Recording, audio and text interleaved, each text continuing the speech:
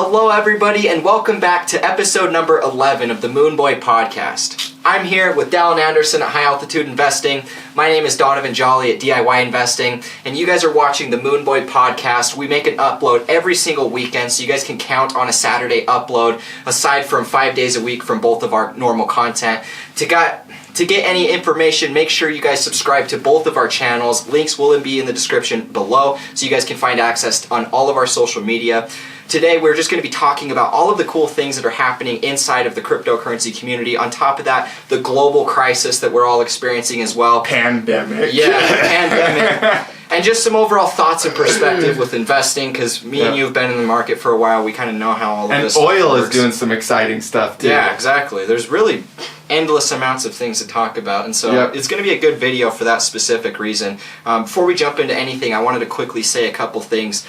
Recently, I've had a lot of different people reaching out saying that they lost money, and they've seen other people losing money just blindly following off of like YouTube advice. And so what we've consistently told everybody for a long portion of time now is don't blindly follow our analysis just based off of a YouTube video. Use it as a tool. Yeah, because at the end of the day, we're only giving you guys our analysis. It's not like we're sitting here creating detailed trading plans. We're not trying to sit here and show you guys exactly everything to do, because at the end of the day, all we're doing is following our own analysis and following our own trading plans. And so if you guys watch these videos, you should just look at them as education and a tool and a resource to use to help you to learn how to be a profitable analyst. But you shouldn't just go blindly making trades and assumptions based off of the things that we're talking about, because you will lose. This is not financial advice. Yeah. We're literally sharing with you guys what we're doing with our money, and we're going to show you what coins we buy. We're going to tell you where we expect them to go and all of these things, but that doesn't guarantee that it's going to hit that exact price.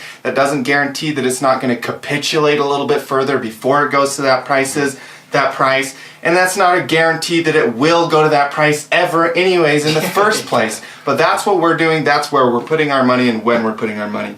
With that being said, inside of the VIP groups, we do go into a little bit more detail about those setups, and we do go into a little bit more detail about where we enter, where we exit, not just saying purely targets or getting excited about a coin in a video. So that is a good disclaimer for us to lay out right now. For me, I know in my investing and teaching investing, really early on when I started teaching this stuff, the markets were just purely bullish. So a lot of people got like a lot of false rewards and bad habits.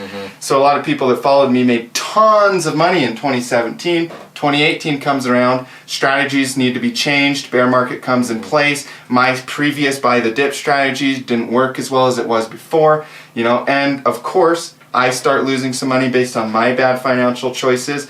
And some other people are doing it as well and messaging me and letting me know about that. And so it's part of the journey, you guys. We're going to have periods of time where the market is way, way better for investing, for buying. And then other periods where it's going to be a little bit harder, a little bit more teaching, more of a teaching and learning experience for you. But losses are part of the game. Just risk management, you guys, because putting so much in single coins is really where you're going to trip over and fall. Yeah. So, and, I mean, for me personally, I've always told you guys that even though I'm all in on crypto and have been since 2016, that does not mean that I'm telling you guys in any sort of way to do the same thing. Because I've told you multiple times, especially throughout these podcasts, that even with me being all in, I've already accepted the fact that I could lose every bit of my money tomorrow, and I'm okay with that. Whereas some of you guys out there have families, some of you people out there have rent to pay at the end of the month, that you know that if you invest too much, you won't be able to actually make ends meet. These are the things that you really need to prioritize before you ever start investing. Because at the end of the day, we're just here showing you guys some charts. We're showing our long-term analysis. And so long-term, we always have a bullish bias. And so you guys got to understand that on the short term, we could very easily see a big correction like we just did. And that doesn't give you guys the excuse to just blindly follow. Because I can tell you firsthand, when I first got into crypto, TradingView, I used to just scroll down the list of traders and just blindly follow their analysis and just make my trades based off that. I was never profitable because people aren't going to be very good that are posting a lot of times, specifically TradingView. You scroll through TradingView, you will find some good chartists, but more or less you're just going to just confuse yourself with all of these different perspectives. So at the end of the day, trust your own analysis, trust whatever you guys are doing, because it's really your own trading that is going to teach you how to do all of this. We can show you and we can tell you guys kind of our own perspective. It's kind of that piggyback idea where everybody just thinks they can piggyback off of it or like ride training wheels their whole life. Yeah, exactly. Like it's not bad to look at other people's analysis, and it's extremely valuable to watch our videos and watch the analysis. But at the end of the day, if you're only basing it on somebody else's opinion, let's say that account gets deleted. Let's say somebody dies. Your favorite analyst gets in a car wreck. How are you going to make money in the markets after that? Yeah, exactly. You know, so it's all about us giving you the tools to catch a fish on your own. With that being said, yeah, correction is always possible. We've talked about that in multiple podcasts. But I'm still buying this dip up. If we dip again, I'm still buying the dip because what you just said about long-term bias. Yeah, exactly. And so that's where I think people get so stuck on the short term. They lose a little bit of money in the short term, and then they think, oh, well, these trading plans, are they even still valid? Is XRP still going to $28? Is that coin going to this price? Is that, you know? There's just too many uncertainties with all of that. It's like, you will never be able to know what the market's going to do anyways. And then the second that you try and fit your bias towards what some other random person's opinion is, that's the second that you're just kind of locked into this ever-going emotional psychology of the market where you are going to lose your money. Yeah. And who knows, maybe you're the guy that gets in at the very bottom of the bull market and you ride 2 years of upward bull trend, but that just takes us back to what you just said. That's just creating a bunch of bad habits. And so if you're somebody rewarding bad habits. Exactly. So if you're somebody that's out there and you want to be following analysis, the best way to do it is to join either of our Discords if you want to see a little bit more in-depth. But either way, you should never just be basing your trades off of what we're talking about. And with that, you guys, the Discords are completely free to just get in and talk. Like you guys can... The VIP areas, yes, those are exclusive, because that content is very valuable, the courses and stuff that we create.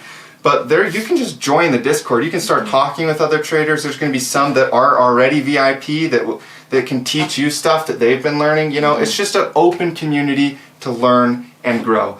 And so, base your analysis on your analysis, you guys. Yeah. You're going to feel more happy and confident about yourself at the end of the day anyways. And this is all just our personal trading journals, really. Yeah. It's not even like... It's not advice, this is our journal of what we're doing. That's the thing, we just have a platform for talking about this stuff and people genuinely love to hear our analysis. So I just wanted to quickly cover and talk about some of these things because I've just seen a lot of different things popping up in my Discord with different people that are just making irrational, emotional decisions and they're losing money and they're biting the bullet because of that. And so obviously... do this, take this advice, and this is not financial advice, everything we talk about, just, accept that we are wrong and we are right. It's never a given that you're going to be profitable based off of just following what we say blindly. And in fact, I can almost guarantee that 90% of the time you will lose if you're just... Especially short-term stuff. Short-term stuff. Because, big picture, you guys, my XRP targets haven't changed. No. Have yours? My Bitcoin targets haven't changed. Have yours? Nothing has changed, no matter what the market does on the short term. And so because of that, I'm long. And this short-term stuff is really what's tricking people. It's really chopping them up.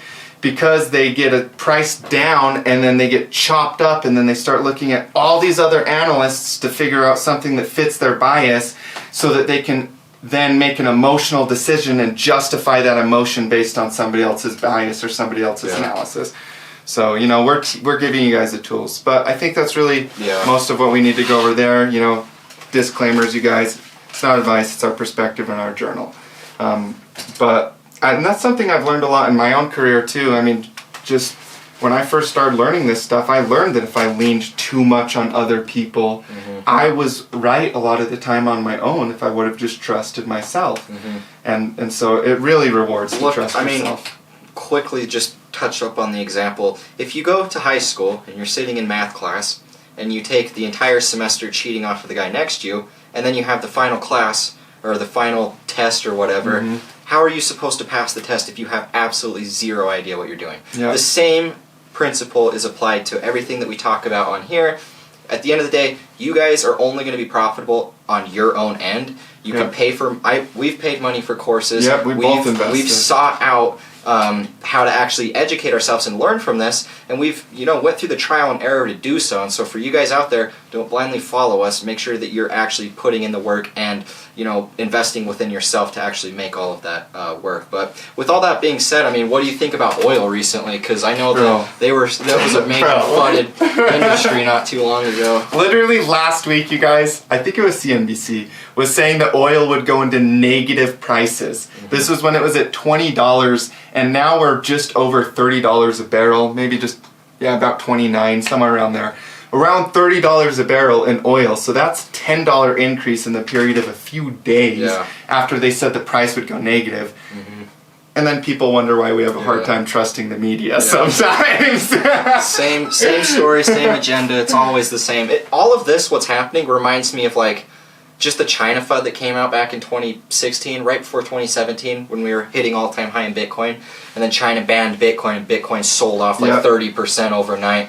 This all reminds me of the exact same. It's just way more intensified. Everything that we're seeing, this is across more volatile. Yeah, it's way volatile. It's across every market. Everybody is being affected by this. Doesn't matter who you are.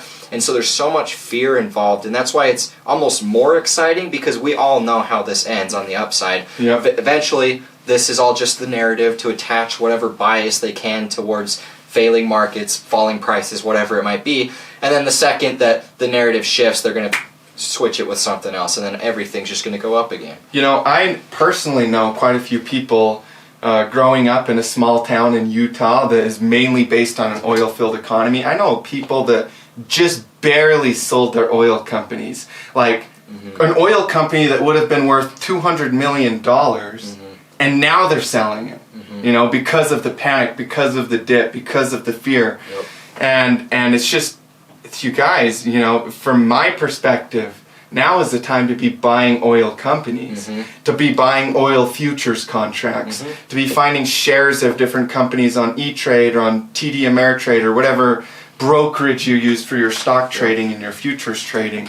Like, find opportunity, because that's what this really all is on the big picture. And oil dropping 84% reminds me a lot of Bitcoin dropping 84% in 2015. Oh yeah, it's really exciting. I know us being in such a big oil-filled economy, we've been a part of that entire emotional cycle of the oil, where, I mean, my dad, he owns a welding business, and he was making tons of money before, like, 2008, financial crisis happens, everything crashes, and then all of the oil economy just basically went to, like, nothing. It was dead after 2008. And it's been that, and, I mean, 2008, at least then it was volatile to where, like, you know, you dip all the way back down to, like, $30 a barrel, and then you shot straight back up to 100. So, like, at least then there were still lots of jobs that were being, still, like, out there that people could find, but now we're at a point where we're at the depression of the market, where everything's just gone to like the very bare minimum, and now we're about to start a long sideways, just kind of chop at these really low levels. And so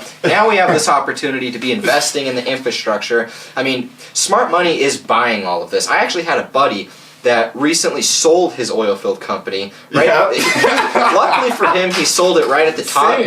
But at the same time, it's like, you know, on the short term you made some money and you sold your oil-filled company right before everything dropped. But at the same time, had you kept that oil-filled company maybe 3 to 5 years, how much could that have been worth after that point? The clientele, everything, stuff like that. And a solid oil-filled company right now is like such a good opportunity. You have to keep perspective in mind, because like most of the top Fortune 500 companies were started in a recession, at the very bottom of a massive recession. So if you're thinking about oil, if I was in the oil industry, well, I see a lot of people thinking that cars are going to be instantly replaced by electric cars, and oil cars are going to be completely gone in 5 years. No, that's stupid. You know how many oil-based vehicles we have in the world? Everything. And even if we do get cars taken care of, how are we going to build our skyscrapers? How are we going to freaking build our buildings? You're going to use a solar panel to lift a 50,000-ton brick?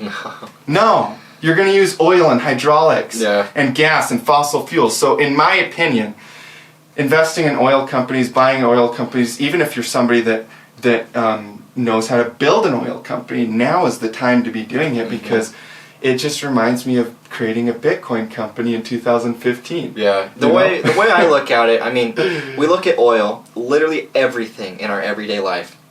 our entire global infrastructure hinges on the production of oil in a big way. Yeah.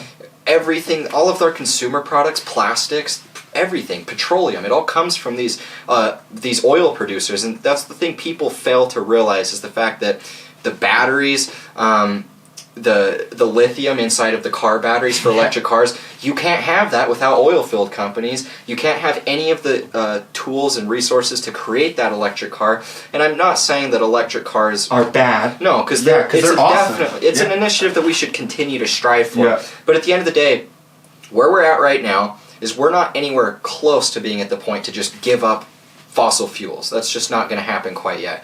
But I think that we are creating the infrastructure to slowly kind of weed out the stuff that we can, like electric cars are definitely going to help on the economy in that sort of a way. Yeah. But at the same time, it's and the kind planet of help save some stuff. You know? Yeah, and there's initiatives that we can make to help protect everything. And we should.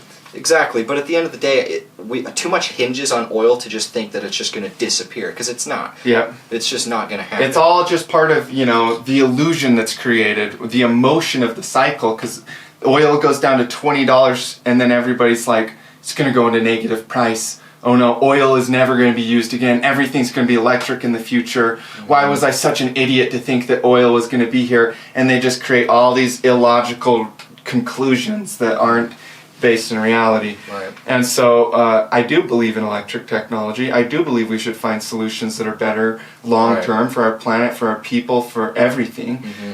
But we got to work with what we have to keep feeding people, to keep growing the economy, and to have oil as cheap as it is, you guys, with how many things oil is used for, it's obviously undervalued. Mm-hmm. I'm more confident about oil than pretty much anything in my life, except for maybe cryptocurrency. Yeah. Like, it's such a good buy. Yeah, honestly, that's what I'm really excited about, is just the fact that, I mean, me personally, I don't think the economy's dead. I think that we are going to continue up in this uptrend, and this is just a big shakeout before that overlying uptrend move starts to take place. But right now, all that I see is just opportunity everywhere. If you have cash, you should really be looking to just diversify that wherever you can. Because, I mean, whether you're trying to start a business, whether you're trying to invest in a startup, whether you're trying to just invest in a market or anything, now is the time that you want to actually be doing that. And I know, over the last 10 years, we haven't had this sort of a correction in quite some time. It just doesn't happen very often. But if you would have bought at the same size of correction that we're seeing now, there isn't a time in history where you would have just lost your money. In our lifetime, we probably won't be able to ever buy oil like this undervalued again. No. Well, we won't ever be able to buy it this cheap. But I mean, in another cycle, we probably won't even live through the next bear market. We'll probably be dead by then. You know what I mean? So, if you're gonna invest in it now. And I agree with you. The economy, I mean, the unemployment rate, man, that seems so rigged. It seems like this thing to shake everybody out almost. It's just I think it's almost like a false number, because it's associated with the pandemic. Yeah, and that's the problem, is it's not the economy imploding or anything, it's just the shutdown through this virus that's taking place. And so, in my opinion, everything that we're seeing here is just, it just doesn't make a whole lot of sense to me. Yes, we're seeing 6 million plus jobless claims. That number will continue to grow the more that the economy is shut down. Mm-hmm. But at the end of the day, the second that the economy opens back up again, yes, there will still be some jobs that people won't come back to. But that's just an inflated number based off of everything that's transpiring. Yep. There isn't any other time in history that we just shut down the global economy. And this is actually a warranted reason. Obviously, if this virus is as deadly as people are making out to be, you don't want it to overrun the hospitals, because then more people are going to die, the health system is going to implode, and then that's just a more problem, another cascading domino in the effect of a failing economy. So we can understand everything that they're doing, but at the same time, I just don't see this as a sustainable option right now. So do you believe that the emotion of the situation will likely generate a solution? For sure, 100%. I'm not saying right now. I mean, we have had the first decline in growth in cases since the parabolic trend started. Right. But at some point, don't you think that I mean, from my perspective, like when there's a lot of energy attached to something, it's profitable to find a solution to it. Nobody wants the economy to implode. Yeah. I mean, maybe certain players in this weird game really want it to because they got cash to buy up everything and they could create the infrastructure in place to create a new society. There are certain people out there, but the vast majority of people don't want to see the economy implode. They want to go back to their jobs. They wish they could be working right now. And it's just all of this big confusion that's taking place. And I strongly believe that there's so much more riding on us finding a solution to this pandemic and us creating a vaccine for that than there is any other way. And I just don't see that. Or medicine or some type of treatment that doesn't get people locked up in a hospital. They can be treated at home. Which actually reminds me, so they're actually starting to find real success in hydroxychloroquine. So hydroxychloroquine is a malaria drug that they're finding is having really good benefits towards actually fighting the coronavirus. And so, I don't think that the coronavirus is going to be quite as big of an issue as far as like death rates in like not third world countries, but countries like us. But in third world countries, it will be more of an issue. And so now that we're actually finding, real solutions that are actually combating this virus, I just only see that decline kind of happening faster and faster. Like the same rate at which it went up, it's going to go back down. And disclaimer, we don't know a lot about this drug, right? Nobody does. No, it's like a new solution. Yeah, Donald Trump he's been tweeting about it, and it's like a thing that they're talking about. And it's showing good evidence, but we don't know any long-term effects or anything. Okay. And so you're going to have some issues where it's like, okay, well, what's the supply of this hydroxychloroquine? Do we have enough that we could start, taking that out to other people? What are people that aren't related to COVID whatsoever that need this drug? How is it going to affect them if we start diversifying this drug to help COVID? They can't get their prescription Exactly. anymore. So there are certain things that we have to cover here, but at the end of the day, if we're already finding solutions that are working, in my opinion, it's only going to long term we will find other things that have less risk, less opposing problems, cheaper to create, easier to get out to people. I agree. Exactly. Yeah. So we'll just have to kind of see what happens from here and monitor the situation. But so they call it, what do they call it when it reaches a mass, it's herd immunity? Herd immunities, where 60% of the population. And that's kind of like the headline that people are pushing right now, right? That's what the UK is doing. That's what their president, or prime minister, I think is what they are out there. That's his agenda that he's doing. They're just going for the herd immunity. They're saying, all right, we can't stop it. It's already out in the world. We're just going to let, majority of population get infected and then develop. So he hasn't closed the economy down over there or anything? I don't think so. I think that they might have. I think that they're still on lockdown, taking precautions, but I don't think that they're really. They're not. Well, I mean, if you look at the COVID cases by fatality, UK is leading that trend pretty substantially. They're up there with like Italy and then a couple other countries. And so they're leading that trend. But it would make sense why, because they went a different route of doing this. They're not trying to freeze everything. They're trying to just kind of let the herd immunity go. I don't know for certain if they've locked down everything or if they're just basically letting it go. Because where they're located, that was the European Union, and that whole European side of the country was actually the people that started getting it the worst recently. That was where the outbreak kind of seemed to just start taking off from there. It was bad in Italy. It was bad in China, then it went bad in Italy, and now it went bad in the UK. Yeah, and then the countries that are close to the European Union, they're all, taking their own precautions. But what we're seeing with certain countries is they're just going for the herd immunity, which basically means that 60% of the population would get it. I think that this is a really big fear tactic. What do you think? It doesn't make a lot of sense to me. Well, it definitely could happen. I mean, it's like trading. We got to be honest about both scenarios. Right. But I think that, even the worst flus we've ever seen in the past never reached 60% of the population. Because we figured stuff out before that. Biggest was 1/3, I think. Yeah, from our research that we've done. Yeah. So I think it's more probable that we do find a solution. It's profitable to find a solution. There's a lot of it's the name of the game right now. It's what everybody's talking about. It doesn't matter where you go. So it's when there's that much energy associated with something, it's really profitable to figure out a solution. It makes sense that the way I look at it, we now have more technological advancements, more knowledge, more resources than ever before in human history to fight something like this. And so now that it's coming up, in my opinion, we have so much that we can use to actually go about this, that the rate at which it's going to spread, yes, it's going to be fast because there's a significant amount of people on Earth compared to times past, but at the same time, we got to understand that we now have more to kind of attack this virus than we've ever had before. Yeah. So I think that, you know, the rate at which it grows will be faster than anything we've seen in history, but the rate at which it declines from, you know, from that point will be. And who knows where the top is. That's, yeah, exactly. Yeah. No, I agree. And I think one thing that's really, really important when we talk about like viruses and people potentially being in danger is there's the issue lies in the fact that there's actual concerns. Like, we really want to protect as many people as we can, as many young people. Young people have a higher they live through it easier. Yeah, it doesn't really affect lower fatality rate. Mm-hmm. So we want to save as many people as we can. Older people, we want to protect them as best as we can, be careful. So we want to take precautions to help people's lives, but then there's also the other side of the perspective where there's an equal amount of people that profit off of fear. You know, that profit off of the panic, that profit off of the scare when everybody's freaking out and nobody knows what to do.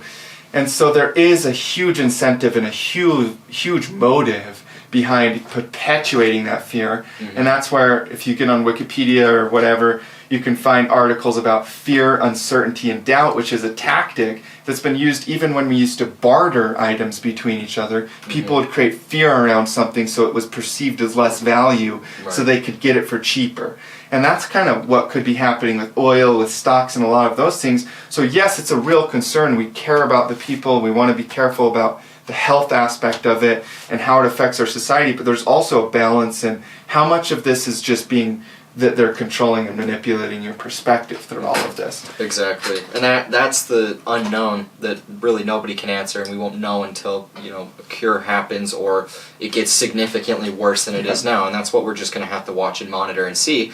Really, nobody has any idea what is taking place besides maybe the people in charge. And even then, I mean, it doesn't make a whole lot of sense that I don't think that this would sustain itself. I think that eventually we will hit this tipping point. Whether that tipping point is soon, whether it's a few months down the line, I don't think it necessarily matters. And my reason for that being, Donald Trump, President of the United States, has openly talked about the fact that he does not want the economy to be shut down, because that is going to cause more long-term negative effects than just than having the virus come through and actually infect a bunch of people. And so this is the point that we're at now. It's, do we just halt the economy and just, you know, wait for a cure, or do we eventually just say, you know what, like, slowly open stuff back up and slowly. Exactly. That's kind of what I think will happen. Honestly. I do too. I think it's much more important that that's the way that we go about it, because way more people are going to die regardless of the virus if things are just shut down. People will be starving. There will be riots in the streets. It will not be good by any means. And so, you know, at least then, if this virus is as deadly as it is, it will come to that no matter what. And so we might as well just let it. That's what kind of comes back to this herd immunity. That's such a hard choice. If you're a politician right now, could you imagine trying to weigh that out? Do we kill this many people now, or do we kill this many people later? And I mean, the president has a tough decision, and these politicians, but really it's the doctors that have the hardest decision, because these are the people that are choosing to pull the respirators from different patients to give it to other ones. Because this is the issue with, you know, everything just kind of overrunning. Do you go with the herd mentality and just let it kind of take its course, or, you know, do we kind of do what we're doing? I think that we went the course that we did. We locked everything down. But at the end of the day, I don't think that we're going to stick to that. I think that we'll start, you know, opening things up, because it makes much more sense for us to do that. But with the herd immunity states that, you know, 60% of the population would in turn need to get the virus, and then that would create a herd-like effect throughout the entire population, that we'd be able to fight that back. Which would be like 4 billion people, by the way. Yeah, exactly. And so, you know, that's just a ridiculous number. It's such a FUD. It's such like a fear tactic in my ears. You know? Even if it did continue to play out like that, it would be years before that number was ever even reached. Not all at once. Exactly. And so that's why I just think that everybody should just because one person heals, and then he's less likely to get it again, because he's already built this a small immunity in his own biology. Yeah, exactly. You know? So, and what's interesting about this whole pandemic is the fact that the virus itself, you can have it and you could not even know you have it, and you could actually get better without knowing you were sick the entire time. So with the herd immunity, if 60% of the population get it, it doesn't mean 60% of the population is going to be sick and dying. It means 60% of the population will have caught it, an even smaller amount of people feel the effects of it, and then an even tiny number are actually hurting from it. It's just like, it doesn't make a whole lot of sense. And that's why I just think that more or less right now we're just seeing a lot of intensified FUD from the media, because they're always going to go at whatever headline they can with 110% effort. They're attacking this with everything they can. And that's why, for me, I never trust mainstream news. They just say, every news station says the same thing, basically. It's just, which agenda are you following? Well, they're both the same coin. So, at the end of the day, I've never really trusted what the media say. They've given us these big balloon numbers since the virus kind of got out in society. And all of their expectations of what the numbers would be today aren't even close to what they are today. It's significantly lower than the numbers that they were trying to say that was going to happen to the entire world. And who knows, maybe it could still happen. Maybe it's just, lagging. Exactly, because of all the shutdown that we've done. We have no idea. But I see more reason to be positive in the situation. We are finding drugs that are having a significant impact on helping people get over this. On top of that, the markets are significantly oversold. It probably can't persist like this for much longer. On top of that, it just makes much more sense with what we're seeing even in politics. The world leaders don't want to just halt the economy. They want it to be open up, and I think that sooner before later it's going to be kind of out there, and we're just going to have to kind of fight it with whatever that means. Yeah, I completely agree with you. And this is, like we already said, this is no way downplaying the results of either choice, whether we let it go to herd immunity or whether we, shut down the economy and let everybody kill each other instead. Like, it's just weighing options out. And at the end of the day, we pick the one that will probably kill less people, which is honestly, humans, we have evolved. We're amazing creatures that have an ability to create immunity against things that can kill us. Something we've never... Like, we can have a completely new virus that we've never ever been exposed to. We get it in our system, and our immune system can build antiviruses and all these different things that fight the virus, so that when it comes back into your system, you have immunity against it to a degree. And so, like, we have evolved to handle these things because they have been around for the beginning of time, probably. And so, I think this is the same thing, and I agree with you. It doesn't make sense to shut down the economy. I think more people would be killed. That would have a lot longer lasting effects. If the economy implodes, if America implodes, that's going to have rippling effects throughout the entire world economy. What people just fail to realize is China has a large amount of debt themselves. There is a huge amount of debt, not in America, not in China, literally everywhere. These countries have a large amount of debt. On top of that, a lot of them have massive credit bubbles from centralized bank. Every single one of these countries does, through fiat currencies. This is no secret. And now, if America implodes, it's the domino that's going to directly affect and implode every other economy from that point. And so, that will be like basically an apocalypse. It would. Like, it would. There would be no government. There would be no supplies. There would be total anarchy and chaos on Earth. And that's what's going to happen if the economy implodes. So, either we all get this virus and the virus just kills everybody and then we still go back to that same situation, or we can open the economy up and take our chances with If we close the economy, everybody's still going to kill each other and get the virus. Exactly. Because we're going to create a fake economy that's all underground. It'll just be... The economy... You can't take away an economy. An economy is based on human needs. We all need food. We all need love. We all need appreciation. We all need community. And so the economy is based on those things. You can't just magically make an economy disappear. You shut down the economy, you make it a black market economy is all that happens. Haven't you guys ever seen Mad Max Beyond Thunderdome? Like, nuclear fallout happens, and what do? They fight each other in cages for fun. It's going to turn into... It's called Barter Town for a reason. The whole town that is in that movie that I referenced is called Barter Town. It's basically nuclear fallout. There's little towns and colonies and stuff, and they all just... It's like a post-apocalyptic sci-fi movie. Sounds like we need to watch it sometime. It's one of my favorite movies, not gonna lie. One of my favorite movies of all time. But it reminds me a lot of, like, what would happen. It's look at the Great Depression. At that point, people were bartering. I had grandparents that were living through that. Great-grandparents, not my grandparents, but my great-grandparents lived through the Great Depression, and they talked about what they did. And, you know, those times, you really just did what you could. You trade a cow for, you know, some vegetables or something, vice versa. You trade always all grow kinds a of garden. stuff. It's lots of make sure that you can provide food without having to rely on somebody else. Self-reliance. Exactly. And I think that that's a big lesson that can be taken away from all of what's taking place in the world.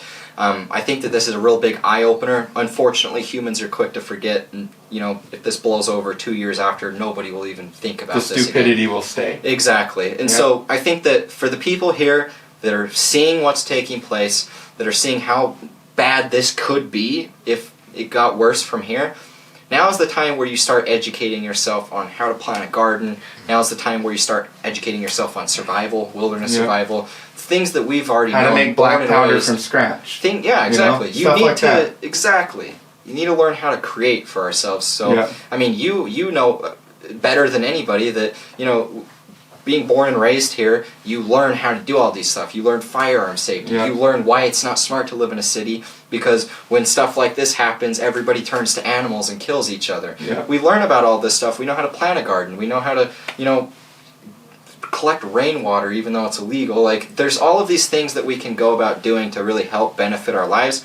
And now is the opportunity that we could actually start, you know, taking the initiative to learn those sort of things. Like, we may or may not know how to make black powder from scratch. disclaimer. Yeah, I do so not know I personally, as I build my wealth, I always want to have like a cabin place somewhere, like somewhere where it's like less populated for safety. I will probably have some type of a home in a bigger city, but I agree with you, man. It is the most dangerous place when shit hits the fan. You know, it really is. So, but this feels a lot like the 9/11. It feels like, you know, even when we were playing basketball yesterday, shooting hoops with your little brother, and we saw that kid walking around with a face mask on. We're living in a strange world right now. Like, you just get this kind of eerie, like, strange feeling, especially when you see that it's all an illusion and that it's all fear, and that, yes, there's danger, but the majority of what's happening is a fear response. There's this much that's danger, and there's this much that's fear response. And then you see it, and it's just like this weird world, kind of. Yeah. Have you noticed that and felt it? Yeah, it's definitely weird, and I don't like all of what's happening right now. I don't like all of this government regulation. I don't like my rights to be imposed on.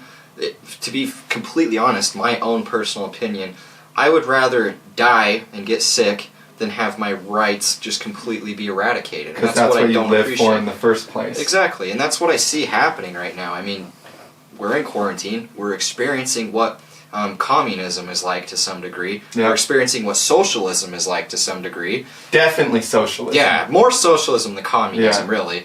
But we're seeing all of these things, and I don't think anybody likes it. Yeah. And so, some people get off on it in some weird-ass way, but not me. There's the masochists and stuff like that. People that are extremely beneficial from everybody else's pain that they're experiencing right now. Those people that feed off pain. Exactly. But for me, it just doesn't make a lot of sense. And I think that, you know, I really, really, really, really hope that this isn't just some cascading agenda that they're trying to push to get more of a police state, more of video surveillance, more of just, you know, all the things that which China's already been doing for years now. It's what I don't want to see happen, but I do see it happening thus far. Who knows? Maybe by the time this blows over, people are going to be sick of all of what happened, and they might stand up for their rights a little bit more. But chances are, it's going to be the same thing like 9/11. They take a little bit of your right, they take a little bit of your right, take a little bit of your rights. Don't cough in front of me. Didn't your grandpa say that he was uptown and some guy coughed and he's like, I'm sorry, it's just allergies, bro. You can't even sneeze without people just getting mad at you. Really, I'm sure that we'll get a ton of hate from this podcast because we've talked about coronavirus so much. Because people just get angry about things like this. Humans are emotional creatures that justify their emotional decisions with logic. So when you make this emotional decision of, oh, I have to wear the mask, or oh, I'm social distancing, or oh, I'm this, that, or the other thing, You see other people not doing it, you have that emotion inside of you. And then you get angry at them, not because of logic, but because of that feeling you have. Right. And so that's what I see happening. But what you're talking about with our rights, you know, basically, I'll say it right now. In the Constitution, it tells you specifically that if the government reaches a certain point where we do not have our fundamental rights that the Constitution provides, it is the American people's duty to overthrow that government. Mm-hmm. Now, if I die, if something happens to me, if something happens to you, that is what I want to leave. That's part of my legacy, is that part, because I firmly believe in what the founding fathers said when they said that. You know, stand up for yourself. And if you get pulled over, and you have to fight for your rights a little bit, learn them, educate yourself, and fight for your personal rights. Because as they take those away, they're taking away what it is to be human. Mm-hmm. Exactly. And that's really what I hate to see spawning from all of this. It's just more of what we've been accustomed to with each random, fear that gets brought up. And obviously, I'm not in any sort of way trying to get into this conspiracy regarding 9/11 or a conspiracy with this COVID, pandemic and all that stuff. But what I am saying is each time we have a major crisis like this and there's a lot of fear, we get more of our rights taken away. Yeah. Each and every time. What we're seeing with China, their rights are even more evaded than ever before. It's even more of a police country than it ever has been before, and it's all spawned directly from this. And so, at the end of the day, it's what we have to do is talk about these things. We have to be open about our perspectives. Obviously, this isn't a political debate by any means, but what we always preach on the podcast is just personal freedom. Yeah. That's always been my biggest thing in life. I just want to have personal freedom. That's the whole reason why I'm investing in crypto, so I can invest, make a bunch of money, have ultimate freedom to where I can literally do anything that I want and not have to worry about anything. And so, we're just seeing our rights get taken away slowly but surely, more and more. And, that's the way that they like to go about this. You just take one little right, nobody notices. Take another one a little bit further down the line, nobody notices, until finally we're sitting here and we no longer have a constitution in place, and we have a tyrannical you can't drive government down the road without some police officer being like, oh, I'm going to search your entire vehicle, or you can't go on an airplane without some person sitting there scanning you, looking, grabbing your private parts, and just complete and utter disrespect to you as a human. Complete disrespect to what you are as a human. And then that's why I like to ask the why. Why are our rights being taken away? Why do we want freedom? Well, we want freedom because we want to provide value. We want to make a better world for our future families. We want to be able to create technology that's better for our planet. We want to be able to share wealth and abundance. And that's why we want freedom. But then you have to ask why they want security. These people want security so they can spy on you, so they can know what every single American is doing at every single moment, so they can know where you went, so they can know who you talked to, so they can know how much money you're spending, so they can know every single part of your personal life for security purposes, for national security. Is that security? Or is that infringing upon what it is to be human? And I think personally that's infringing upon what it is to be human. Yeah, I agree. I don't want to be married someday and then not be able to have sex with my wife because I don't know whether somebody's watching or listening to me. Exactly. It's honestly ridiculous that we even got to this point that we have. Not that I'm embarrassed. And so, we're just going to have to kind of watch and monitor this entire situation because there's so many unpredictable variables that go into this entire thing. It's hard to know, what's going to happen a month from now. Are we still going to be in this lockdown, or are we going to start opening up all the business and stuff? There's just so many factors, but I think the most important thing that we need to watch for is which of our rights are taken from this entire fear pandemic or whatever that's happening right now, because that's the most important thing. I mean, we've seen it consistently since 9/11, and we've seen these agendas that are constantly getting pushed on us, trying to take away guns, trying to take away all of our constitutional rights, and to where now we're at the point where, we're really close from total martial law getting enacted in our entire economy. And so, we're at really important times where as a people, it's so important that we see these things, that we talk about these things, and that we're willing to, fight for these rights. Because if we don't, we're just going to end up just like China. We're going to end up just like Nazi Germany. And people refuse to learn from all of these.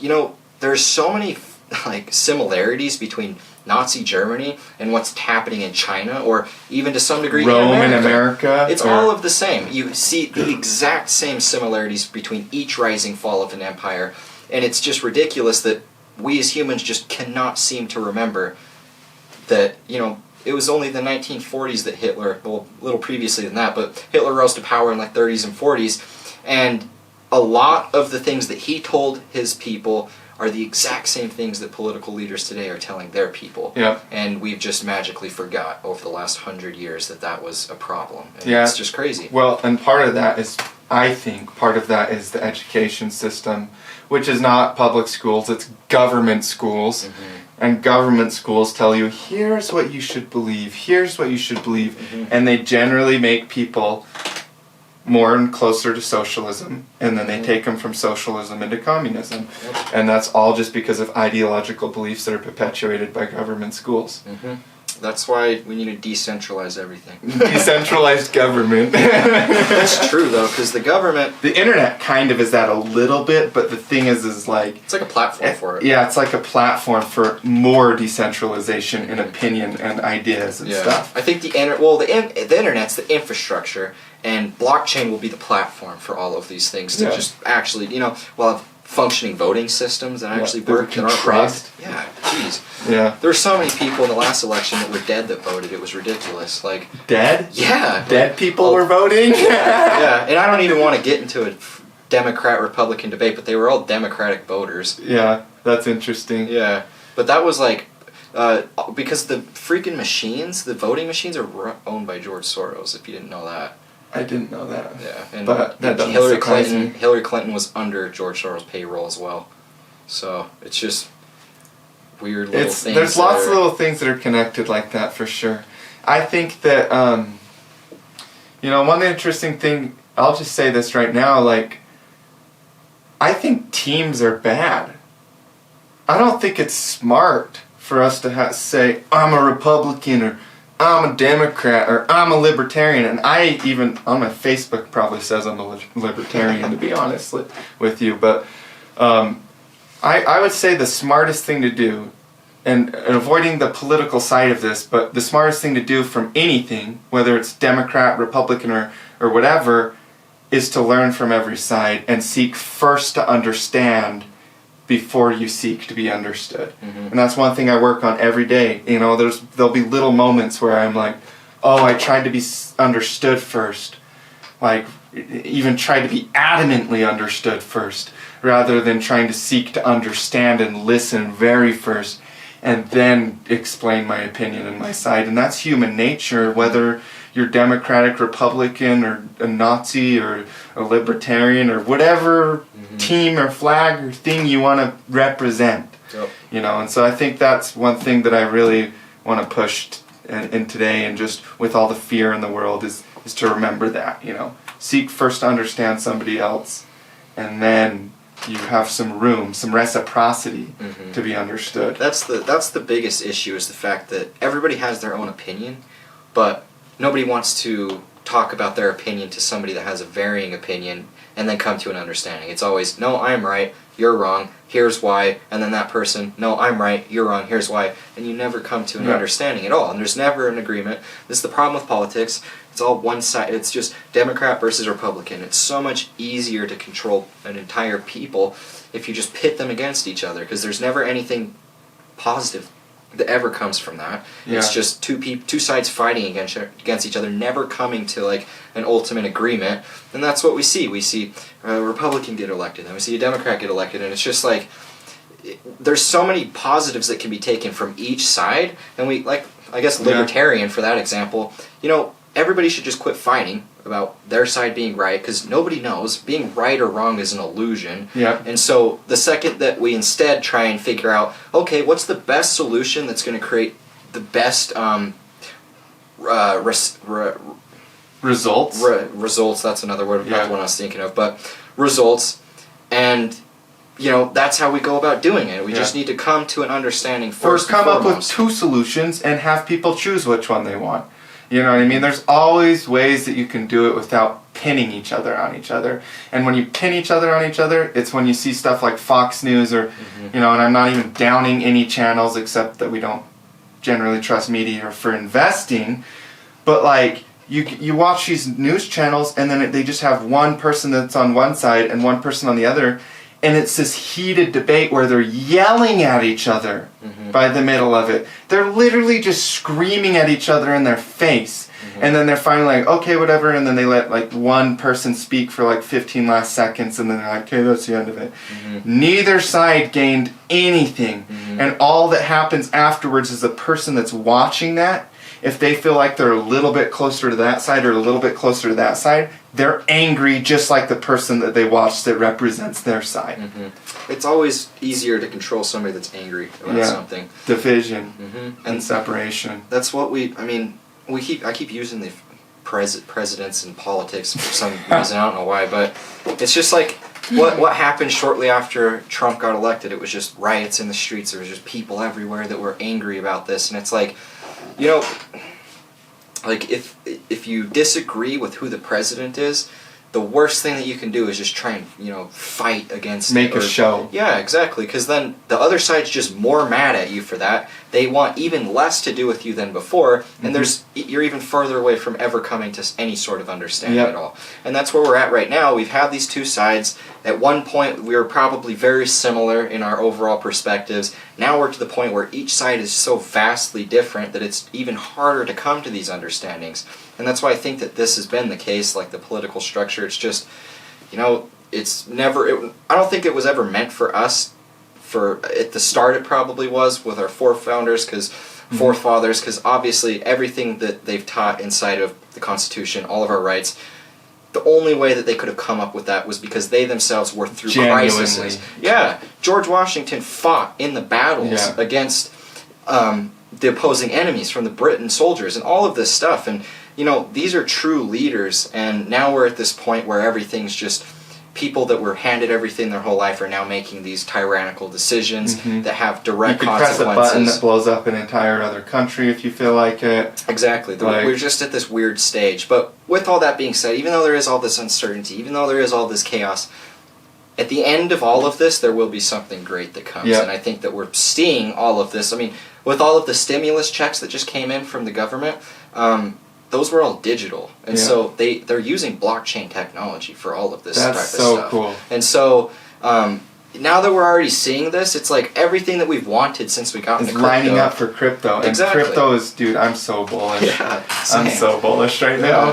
XRP Gold Fractal, that's such a good video you made, by the way. It's insane that we've not just me and you, but everybody watching this has put themselves at such a great strategic advantage to just profit throughout all of this uncertainty, and just don't get shaken out. That's the whole point of this episode right now. Is just don't get shaken out by what's taking place, because no matter how big the drop is. Yeah. If it already happened, or if there's another little one or another big one, be in the technology. Be in the technology. Exactly. If you already survived this drop and you haven't sold, then I don't see what the reason to be selling at this point would be. When a wick would come down and then instantly be bought up, just like we did recently. Yeah, it would be the same exact scenario. What's interesting is we're seeing a big influx of new people in that cryptocurrency space with this recent sell-off. And what I've noticed is there's a lot of people on YouTube that I used to follow that aren't even really big into investing at all, that are starting to buy Bitcoin because they foresee it as a good buying opportunity right now with this dip. And even the stats don't lie. If you look at Google search trends, Google search trends showed a huge increase of people searching for Bitcoin and the halving and all of these things. They're looking for ways to make money during all of the pandemic and all of the fear, because they don't. It's like my video I made the other day. If you want a job in any economy, trade the freaking economy. Because it doesn't matter where it goes. Trade that. Trade that shit. So I agree with you. And also just one more thing to add about what you were talking about a second ago was that with the two sides and with everybody being divided and stuff like that, the interesting thing at the end of the day is the reason that you're mad at the other side is probably a reflection, a projection of the same things that you could learn about yourself to improve upon. You know, so the right and the left, the Democrats, Republican, that's why you seek first to understand and then to be understood, because probably the reason you're mad at them is because of something within yourself that you need to learn how to understand and can grow from. Exactly.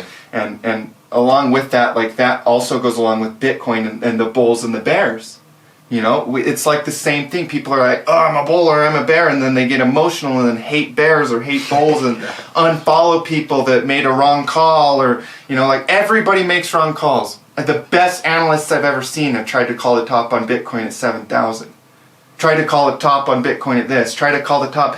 There's analysts, like the people that are praised for calling the top on Bitcoin is the same person that if you go look it up, and I'm not going to name names, you can see literally 50 other times that he tried to call the top on Bitcoin the entire way up.